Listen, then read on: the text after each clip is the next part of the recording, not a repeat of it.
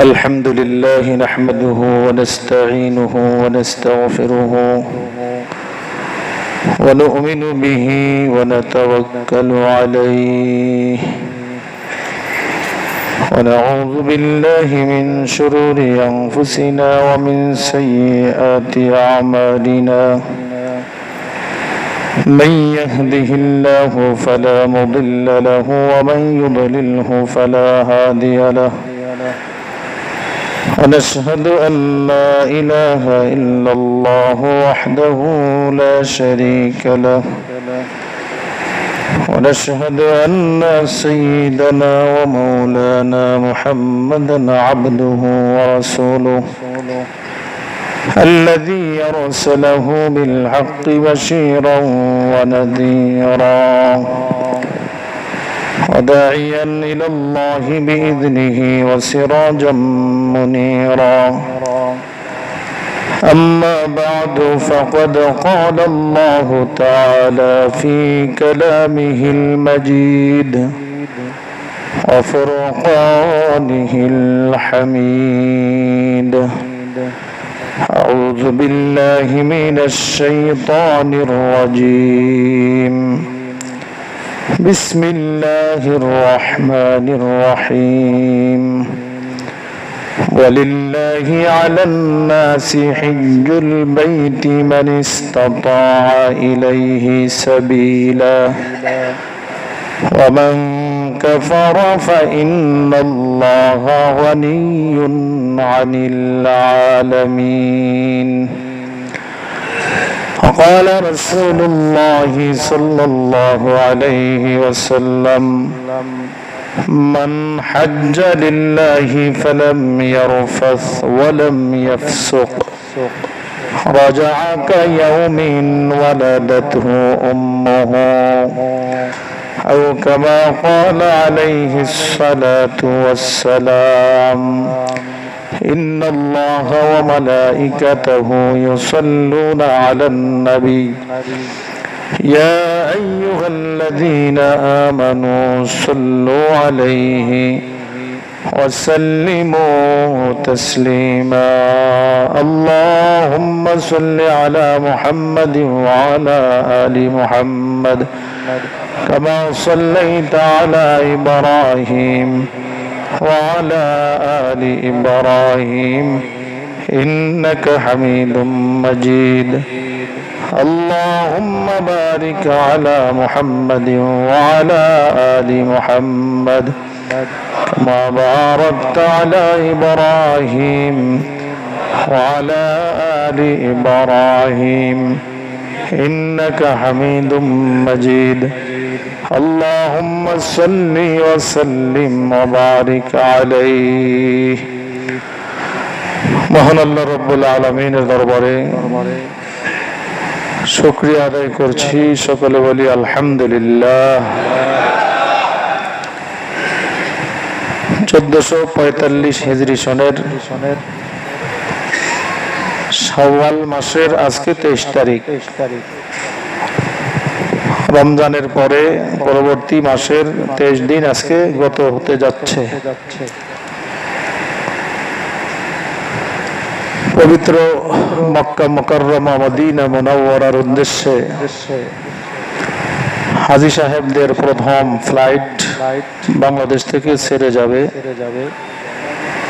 আমার যতটুকু জানা আছে মে মাসের 9 তারিখে আল্লাহর ঘরের উদ্দেশ্যে সারা পৃথিবী থেকে সকল মুসলিম কান্ট্রি থেকে এবং অমুসলিম দেশেও যে সকল মুসলমানগণ অবস্থান করেন মুসলমানদের প্রত্যেক অবস্থান স্থল থেকে আল্লাহর ঘরের উদ্দেশ্যে হাজী সাহেবগণ এই কয়েকদিন পরেই রওনা করবেন আল্লাহ পাকের ঘরের জিয়ারতের উদ্দেশ্যে রাসূল পাক সাল্লাল্লাহু আলাইহি ওয়াসাল্লামের জিয়ারতের উদ্দেশ্যে বাংলাদেশ থেকেও অনেক হাজী সাহেবগণ যাবেন আল্লাহ রাব্বুল আলামিন সকল হাজী সাহেবদের হজকে কবুল করেন আল্লাহ বান্দাকে ফ্রেশ রাখতে চান সুবহানাল্লাহ বলুন আমাদের তো ফ্রেশ একটা ব্র্যান্ডের নামও আছে, কি বলেন? আমরা খুব ফ্রেশ থাকতেও চাই।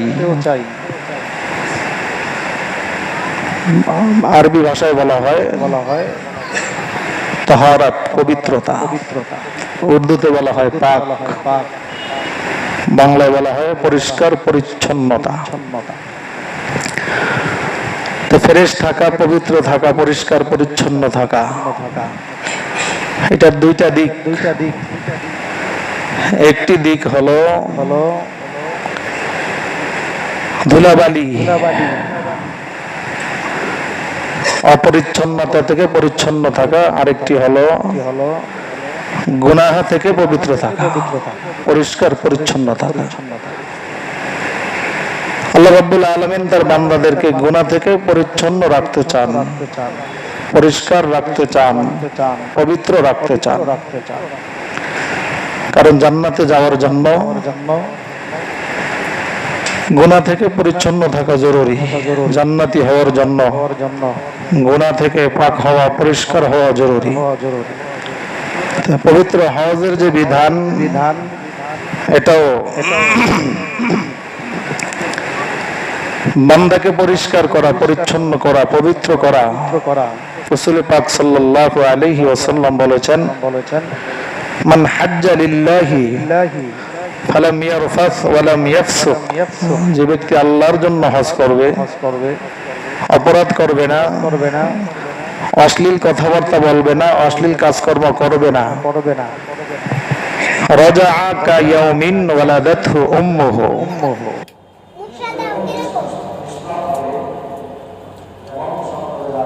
নবজাতক শিশু যেরকম নিষ্পাপ, আল্লাহর জন্য হজ করলে, হজের বিধান সব পালন করলে সঠিকভাবে, সেরকম নিষ্পাপ শিশুর মতো হয়ে যাবে।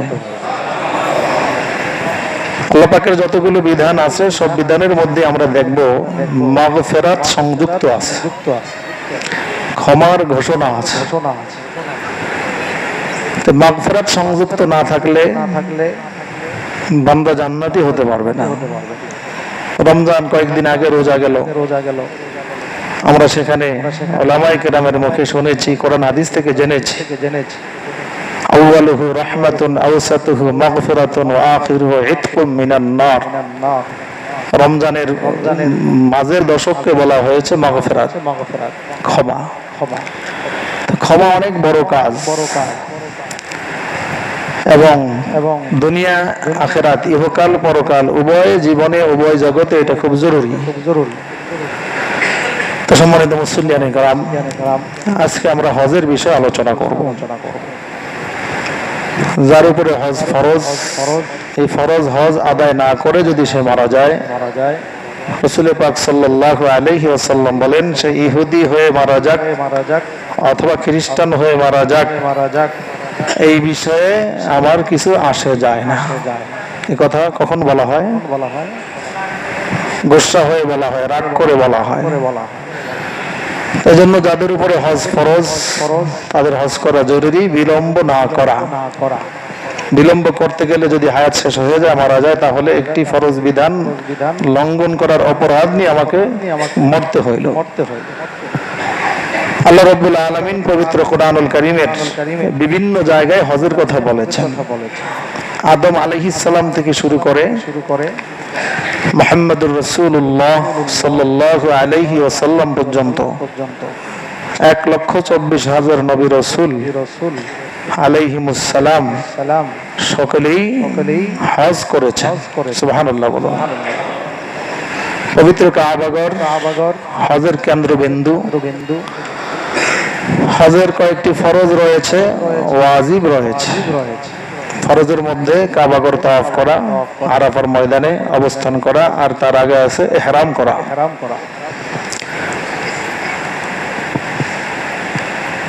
কাবাগর আল্লাহ রাব্বুল আলামিন সৃষ্টি করেছেন পৃথিবীর মিডল পয়েন্টে।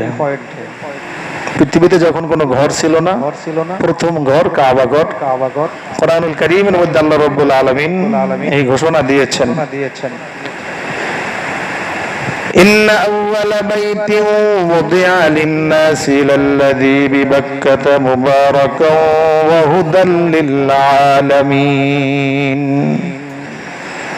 আল্লাহ রাব্বুল আলামিন বলেন প্রথম ঘর পৃথিবীর মানুষের ইবাদতের জন্য নির্মাণ করা হয়েছে, তৈরি করা হয়েছে, সেটা মক্কায়। লাল্লাযী বিবাক্কাতা, মক্কার আরেক নাম আছে বাক্কা। মুবারাকাও ওয়া হুদাল লিল আলামিন, এই ঘর বরকতময়, এই ঘর মানুষের হেদায়েতের কেন্দ্রবিন্দু। সুবহানাল্লাহ বলুন। গোটা পৃথিবী পানি ছিল, আল্লাহ রাব্বুল আলামিন জমিন সৃষ্টি করতে চাইলেন। অন্য আয়াতের মধ্যে আছে ওয়াকানা আরশুহু আলাল মা, আল্লাহ পাকের আরশ পানির উপরে ভাসমান ছিল। সুবহানাল্লাহ বলুন। এখন তো আরশ সাত আসমানের উপরে। আল্লাহ পাক মাটি সৃষ্টি করতে চাইলেন, হযরত জিবরিল আলাইহিস সালামকে পৃথিবীর মিডল পয়েন্ট কাবাগর সোজা এখানে নামায়া দিলেন। আল্লাহ পাকের আদেশে তিনি পানিকে ঘোলা করতে থাকলেন, মন্থন করতে থাকলেন, ফেনা হয়ে গেল, রবারের মতো শক্ত হয়ে গেল। রেস্টুরেন্টে সকালবেলা পরোটার খামিরা দেখেন না, টান দিলে কি ছিঁড়ে যায় নাকি লম্বা হয়ে যায়? লম্বা হয়ে যায়, ছিঁড়ে না। ঘোলা করতে করতে করতে ফেনা একেবারে যখন রবারের মতো হয়ে গেল, আল্লাহ বলেন ওয়াজআলনাল জিবালা আওতাদা, আমি পরাগের মতো পাহাড় দিয়ে আটকাইয়া দিলাম। সুবহানাল্লাহ বলেন। এইভাবে মাটির সৃষ্টি হলো, সেখানেই কাবাগর সৃষ্টি হয়েছে। হাদিস শরীফের মধ্যে এসেছে, তাফসীর ইবনে কাসীরের মধ্যে হাদিসখানা উল্লেখ করা হয়েছে। روى البيهقي أن النبي صلى الله عليه وسلم قال إن الله سبحانه وتعالى أمر آدم عليه السلام بعث هبوطه وزوجه حواء إلى الأرض لبناء الكعبة। এই বর্ণনায় এসেছে হযরত আদম এবং হাওয়া, আমাদের আব্বা এবং আম্মা আলাইহিমাস সালাম, আল্লাহ পাক তাদের উপরে শান্তি বর্ষণ করুন, আমিন বলুন সকলে। তাদেরকে জান্নাত থেকে যখন পৃথিবীতে আল্লাহ পাক অবতরণের আদেশ দিলেন, কুল নাহবিতু মিনহা জামিআ, পৃথিবীতে অবতরণের আদেশ দেওয়ার পরে পৃথিবীতে যখন তারা আগমন করলেন, দীর্ঘদিন আল্লাহ পাকের কাছে ক্ষমা চাইলেন। একজন সৌদি আরব, আরেকজন ভারতে। আদম আলাইহিস সালাম ছিলেন ভারতে, আর হাওয়া আলাইহিস সালাম ছিলেন আরবে। মহিলা মানুষ, তাকে আল্লাহ দূরে নিলেন না, পুরুষ শক্তি অনেক বেশি, অনেক দূরে ফেলে দিলেন। কান্নাকাটির পরে আল্লাহ পাক আদম আলাইহিস সালামকে তাওবার দোয়া শিক্ষা দিলেন। ফাতালাক্কা আদামু মির রাব্বিহি কালিমাতিন, আদম আলাইহিস সালামকে আল্লাহ পাক শিখিয়ে দিলেন কোন কালিমা দ্বারা, কোন বাক্যের মাধ্যমে তওবা করলে আল্লাহ তওবা করবেন, তওবা কবুল করবেন। সেই বাক্য শিখিয়ে দিলেন। কি সেই বাক্য? রব্বানা যালামনা। মাশাআল্লাহ, আপনারা ওয়াজ মুখস্থ করে ফেলেছেন। ربنا ظلمنا أنفسنا وإن لم تغفر لنا وترحمنا لنكونن من الخاسرين। আদম আলাইহিস সালাম এই দোয়ার মাধ্যমে আল্লাহ পাকের কাছে ক্ষমাপ্রাপ্ত হয়েছে। এই দোয়া আল্লাহ পাক পছন্দ করে কোরআনের মধ্যে দিয়ে দিয়েছেন। উম্মতে মুহাম্মাদি কিয়ামত পর্যন্ত যখনই কোনো গুনাহ করে ফেলবে, এই দোয়ার মাধ্যমে তারাও ক্ষমা পাওয়ার তাদের জন্য ঘোষণা রয়েছে। সুবহানাল্লাহ বলুন, পড়ুন সকলে। রব্বানা যালামনা আনফুসানা ওয়া ইল্লাম তাগফির লানা ওয়া তারহামনা লানাকুনান্না মিনাল খাসিরিন। দোয়া কবুল করলেন। স্বামী স্ত্রী দুইজনকে, আমাদের আব্বা এবং আম্মাকে আল্লাহ পাক একত্রিত করে দিলেন। কিভাবে আল্লাহ করলেন? বিমান ছিল না, জাহাজ ছিল না, কিভাবে আল্লাহ করেছেন আল্লাহ ভালো জানেন। একসাথ করে দিলেন। কোথায়? হজের তিনটা ফরজের মধ্যে একটা ফরজ ওকুফে আরাফা, আরাফার ময়দানে অবস্থান। আরাফা শব্দের অর্থ কি? পরিচিত হওয়া। আরাফা শব্দের অর্থ কি? দীর্ঘদিন পরে আব্বা এবং আম্মা নতুন করে পরিচিত হলেন। সুবহানাল্লাহ বলেন। সেই জাবালে রহমতের পিলার আরাফার ময়দানে অবস্থিত পাহাড়ের নাম কি? জাবালে রাহমাত, রহমতের, যেখানে রহমত নাজিল হয়েছিল বাবা মায়ের উপরে। তখন থেকে শুরু করে এখন পর্যন্ত এবং কিয়ামত পর্যন্ত ওখানে রহমত নাজিল হইতেই থাকবে। সুবহানাল্লাহ। হাশরের মাঠের সূচনা হবে আরাফার ময়দান থেকে। কাবাগর মক্কায়, প্রিয় নবী সাল্লাল্লাহু আলাইহি ওয়াসাল্লাম মদিনায়। দুনিয়ায় যেরকম একটার সাথে আরেকটার সম্পর্ক রয়েছে, আখিরাতেও এরকম সম্পর্ক থাকবে। আরাফার ময়দানের সূচনা হবে সেই হাশরের মাঠের সূচনা হবে আরাফার ময়দান থেকে। আর মানুষ পানি পিপাসায় যখন ছুটাছুটি করবে, আল্লাহ রাব্বুল আলামিন প্রিয় নবী সাল্লাল্লাহু আলাইহি ওয়াসাল্লামকে উম্মতের পিপাসা নিবারণের জন্য একটি কুয়া দান করেছেন। কুয়ার অর্থ ছোট্ট কুয়া না। আল্লাহ নবী বলেন হাউজি মাসিরাতু শাহরিন, আমার উম্মতের পিপাসা নিবারণের জন্য আল্লাহ পাক যে হাউজ আমাকে দান করবেন, পানির কূপ আমাকে দান করবেন, এক প্রান্ত থেকে আরেক প্রান্ত পর্যন্ত যেতে 1 মাস সময়ের প্রয়োজন। জাওয়ায়াহু সাওয়াউন, চৌকোন বিশিষ্ট স্কয়ার, চতুর্দিক ঘুরে আসতে 4 মাস সময়ের দরকার। সুবহানাল্লাহ। কিজানুহু কানুজুমিস সামা, আকাশের তারকা যেরকম অগণিত, আমার হাউজের কাউসারের পান পাত্র এরকম অগণিত হবে। মাউহু আবিয়াদু মিনাল লাবান, শরবতের কালার হবে দুধের চেয়েও সাদা। সুবহানাল্লাহ। রিহুহু আতয়াবু মিনাল মিস্ক, যত সুন্দর ঘ্রাণ আছে পৃথিবীতে উদাহরণ দেওয়া হয় মেশকের ঘ্রাণের সাথে। আল্লাহ নবী বলেন আতয়াবু মিনাল মিস্ক, এই শরবতের ঘ্রাণ তার চেয়ে আরো অধিক ঘ্রাণ যুক্ত হবে। সুবহানাল্লাহ। মান মাররা আলাইয়া শারিবা, যে ব্যক্তি আমার কাছে আসার পারমিশন পাবে সেই পান করতে পারবে। আমান শারিবা লাম ইয়াজমা আবাদা, আর যে পান করতে পারবে তার কোনোদিন আর পিপাসা হবে না। সুবহানাল্লাহ। জান্নাতে আল্লাহ পান করাবেন, সেটা পিপাসার কারণে নয়। নুজুলাম মিন গফুরির রহিম, মেহমান যতই তার পেট ভরা থাকুক, পিপাসা না থাকুক, ক্ষুধা না থাকুক, মেজবানের বাড়িতে গেলে কিছু মেহমানদারি হাজির করে, এর অর্থ এই না যে ক্ষুধার কারণে। এটা মেহমানের সম্মান, মেহমানের সৌজন্যে করা হয়। আল্লাহ পাক জান্নাতের নিয়ামত দিবেন আমাদের সম্মানে, আমাদের সৌজন্যে। সুবহানাল্লাহ। বলে দিয়েছেন আল্লাহ পাক নুজুলাম মিন গফুরির রহিম, এটা মেহমানদারি, এটা ক্ষুধার কারণে নয়, পিপাসার কারণে নয়।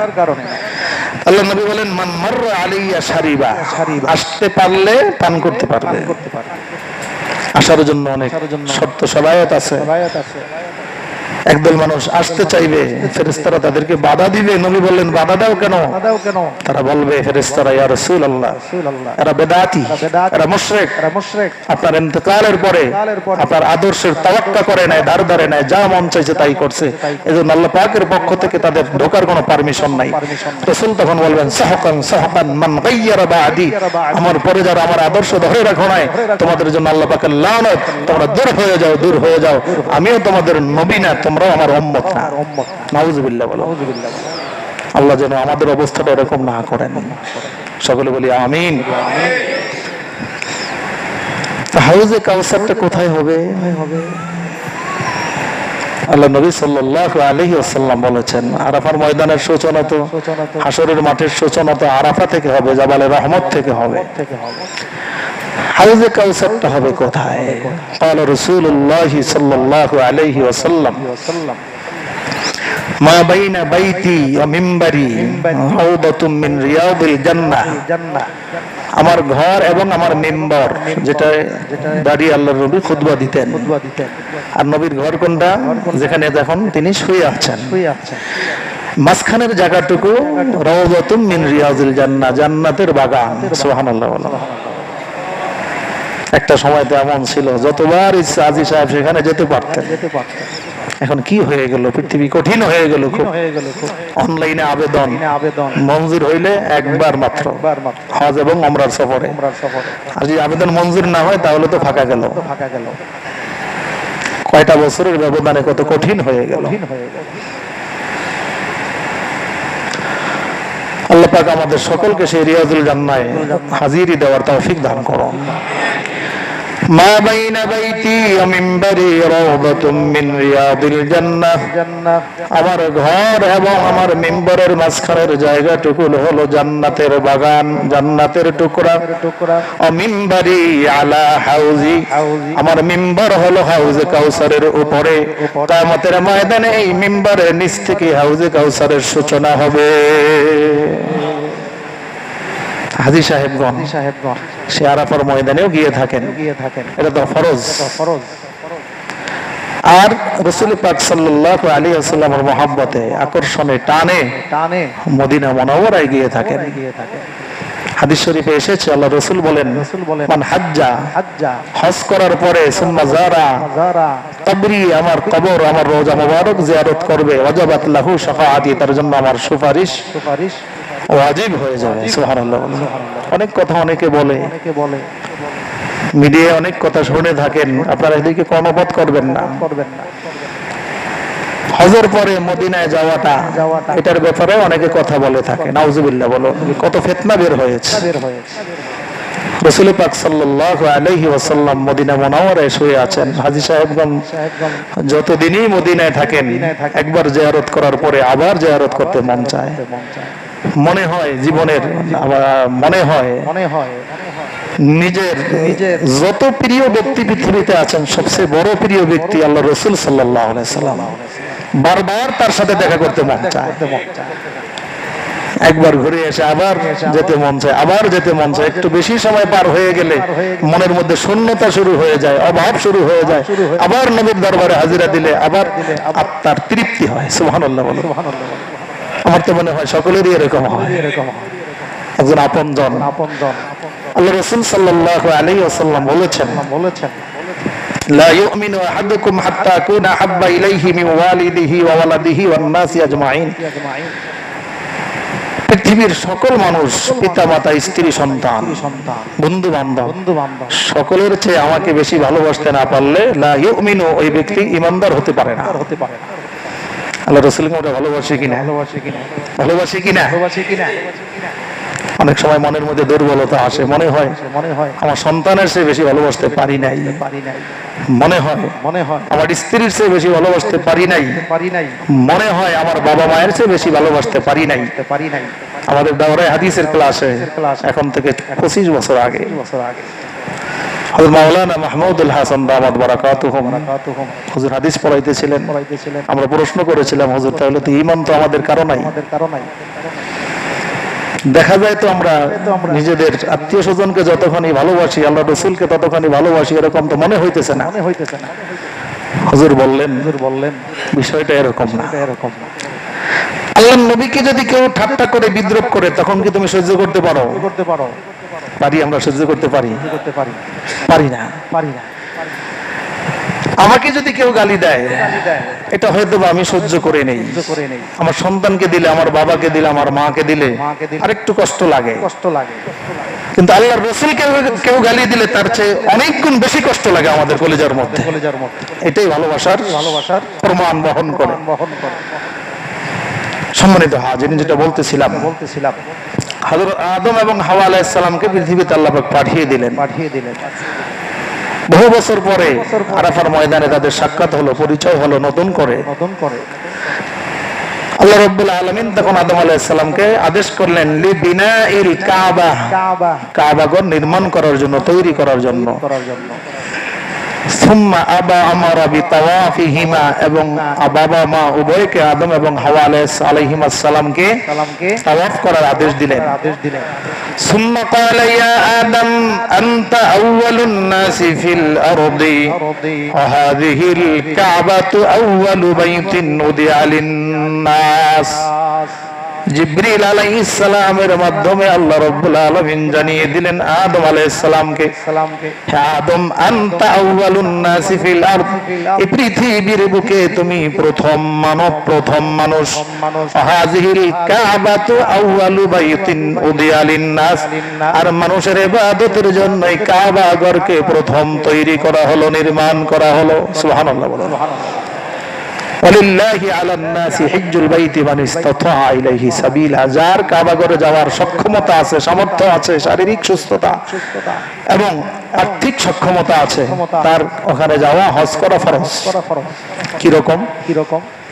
যাওয়ার খরচ, যতদিন থাকবে থাকার খরচ, খাওয়ার খরচ, আবার রিটার্ন করার খরচ, এটাও থাকতে হবে। যতদিন হাজী সাহেব বাড়িতে অনুপস্থিত থাকবেন, তার আহাল পরিবারের থাকা খাওয়ার ব্যবস্থা, এতটুকু থাকলে তার উপরে হজ ফরজ।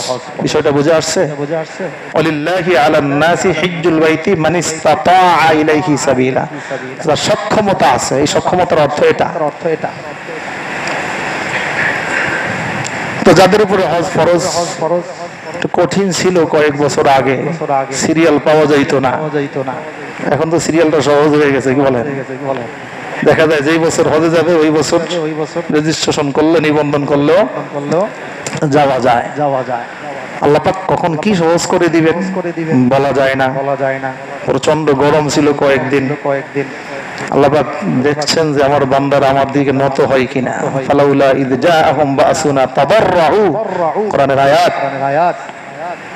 যখন কঠিন অবস্থা আসে, দুর্ভিক্ষ আসে, বিপদ আপদ আসে, ফালাউলা ইয জাআহুম বাসুনা তাদাররু, কেন তোমরা আল্লাহ পাকের কাছে বিনয়ী হও না, নরম হও না?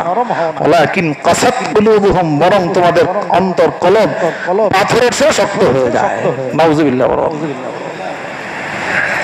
ইস্তেসকার নামাজ অনেক বছর পরে বাংলাদেশে হয়েছে, আমরাও আলহামদুলিল্লাহ ঈদগাহ মাঠে পড়েছি। তো গত রাত্রে আল্লাহ পাক আমাদেরকে সিক্ত করলেন, বিজয় দিলেন। কি বলেন?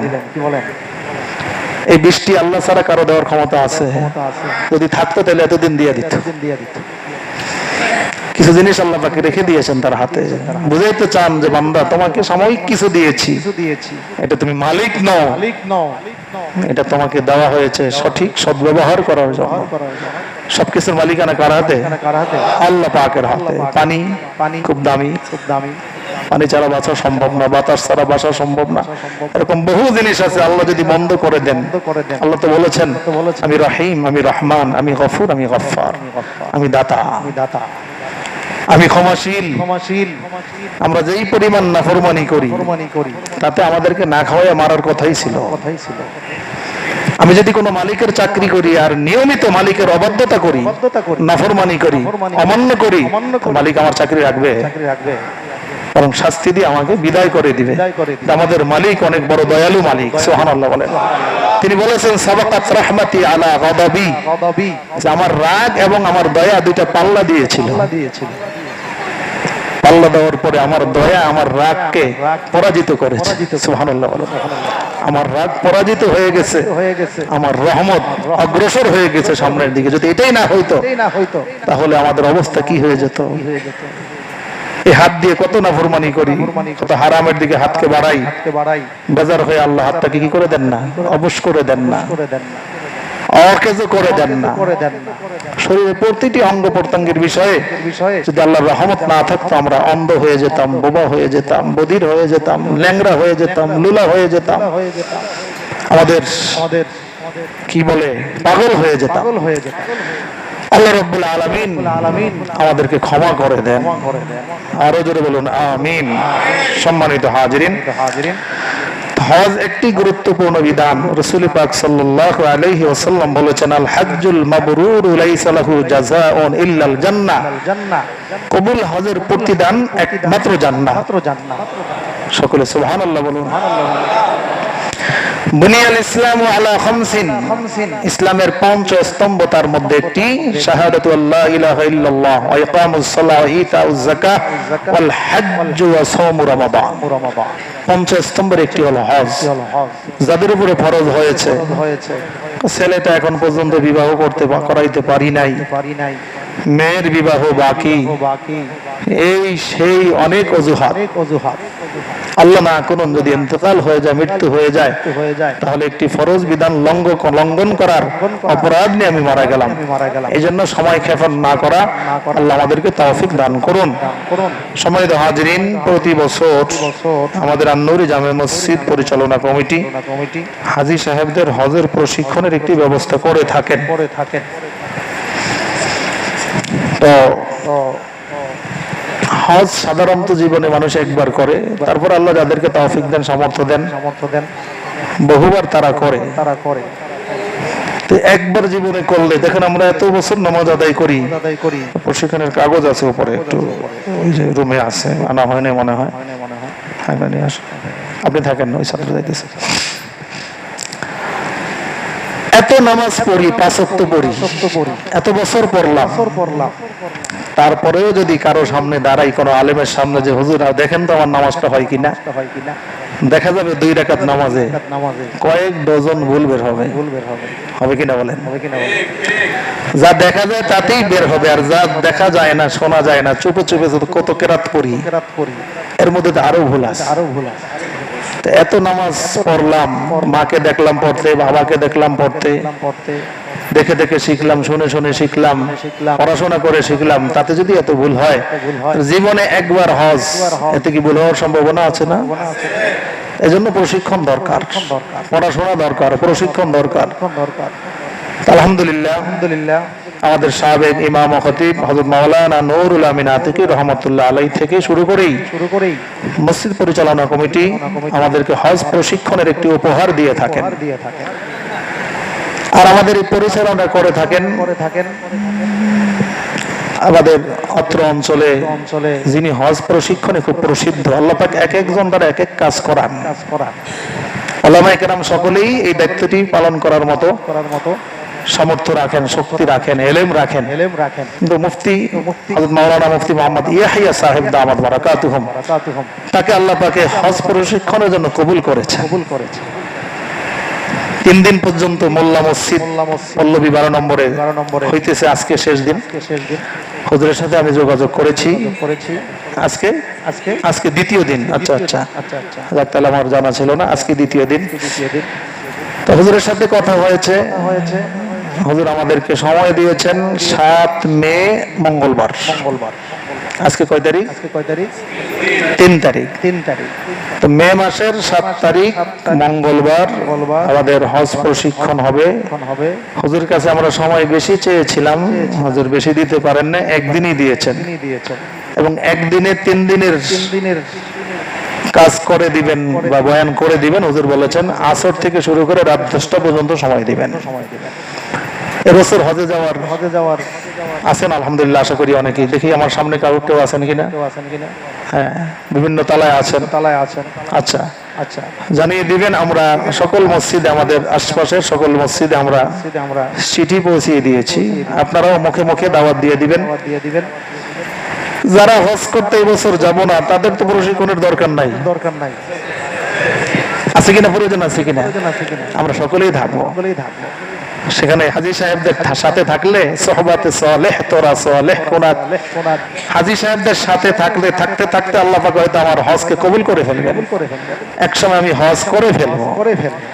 এজন্য প্রশিক্ষণ আগে থেকেই থাকা, আল্লাহর ঘরের আলোচনা শুনলে, রাসূল পাক সাল্লাল্লাহু আলাইহি ওয়াসাল্লামের আলোচনা শুনলে আমার ভিতরে টান তৈরি হবে, আকর্ষণ তৈরি হবে, মহব্বত তৈরি হবে। এই মহব্বতের কারণে চোখের পানি আসবে। আল্লাহ পাক যাওয়ার ব্যবস্থা করে দিবেন। টাকা আমার কাছে, আপনার কাছে নাই, কিন্তু আল্লাহর কাছে টাকার অভাব নাই।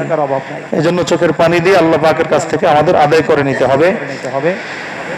7 মে মঙ্গলবার বাদ আসর থেকে রাত 10টা পর্যন্ত আমাদের আন-নূরি জামে মসজিদে পবিত্র হজ প্রশিক্ষণ অনুষ্ঠিত হবে।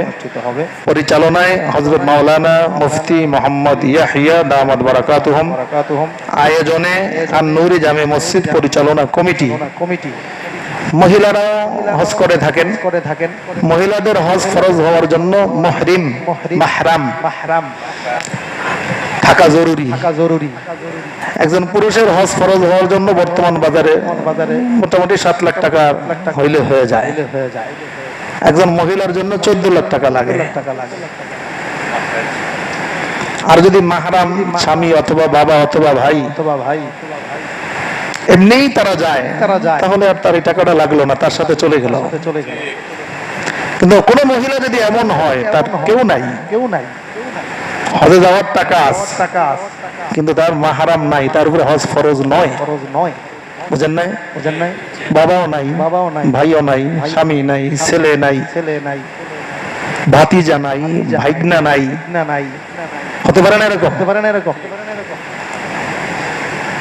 প্রশ্ন করে থাকেন আপনারা, এবছর আমাকে প্রশ্ন করেছে যে স্বামী স্ত্রী দুইজন হজে যাবে, তার সাথে স্ত্রীর বোন হজে যাবে, অর্থাৎ শালী অথবা বড় স্ত্রীর বড় বোন অথবা ছোট বোন যেতে পারবে কিনা?